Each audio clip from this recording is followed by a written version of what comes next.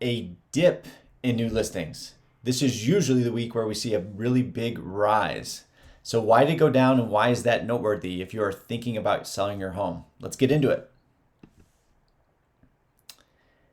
Thanks for taking a few minutes to join us for our real-time market insights into the local housing market. My name is Scott Parker. I'm the Vice President of Sales and Marketing with John Green Realtor, and I'll be presenting our findings for this week. So let's jump in. Our main two discussion points, the impacts of spring break and demand and supply just not on the same page. Let's talk about that. We're going to look at new listings locally in the 4 counties that we track, DuPage, Will, Kendall, and Kane. And you can see we had a dip this week, and that is mostly attributed to spring break and Easter falling into this week's data. After a year of being cooped up, people are definitely looking to get out and travel, and we saw a lot of that this week as we typically do. So that had an impact on the number of new listings coming to market. It will be very interesting to see this upcoming week's data as we anticipate that this number does bounce back very solidly. You can see in 2019 what a huge spike we saw from week to week, and these next couple of months are always the high watermark for new listings coming onto the market. We'll see if that inventory constraint we are experiencing this year changes at all. Here's under contract, and you can see we were anticipating the same type of spring break lag, but we actually didn't get it on the contract activity side, as it remained very steady from the prior weeks. You can really see how far last year fell off at this time. It's pretty eye-opening.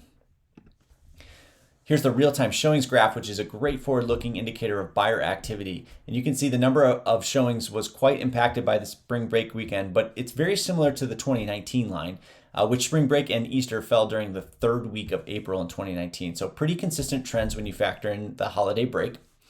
Here's off-market activity, which represents active listings that decided to come off the market because they were unsuccessful in selling. In most years, we do see a spike in off-market activity starting as the calendar turns to April and more inventory kind of comes to market. But the exact opposite happened as the clock turned April this year. It really does go to show that most off-market activity is a result of a problem with marketing or pricing strategy.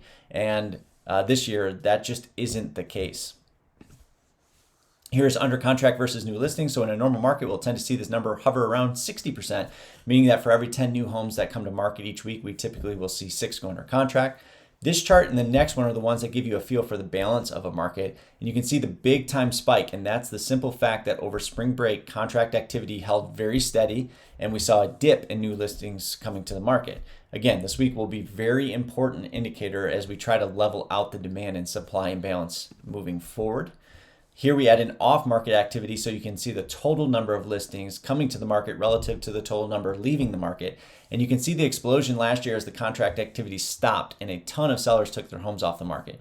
This year we remain at an unseasonably high level compared to our 2019 normal baseline. Of course, last year really spiked as contract activity grinded down to about 50% of typical seasonal levels. So to recap, typical spring break blips with the lower showing activity and new listings coming to the market, but yet contract activity held steady, driving those absorption rates to sky high levels for the year. A bit of a broken record, but if you're thinking about selling, now really is the time. Thanks as always for joining us. And if you're thinking about selling in 2021 and want to have a leg up, we are happy to put these market reports directly into your inbox. You can sign up for them at the link below. Also, we have a proprietary tool called a buyer market analysis. In conjunction with Zillow and Realtor.com, we can not only show you what your home is worth, but also show you exactly how many people are looking for a home just like yours online. Pretty cool insight. If you'd like a free buyer market analysis, head on over to homevalue.johngreenrealtor.com and pick that up. Thanks again for joining us, and we look forward to being back on your screen next week.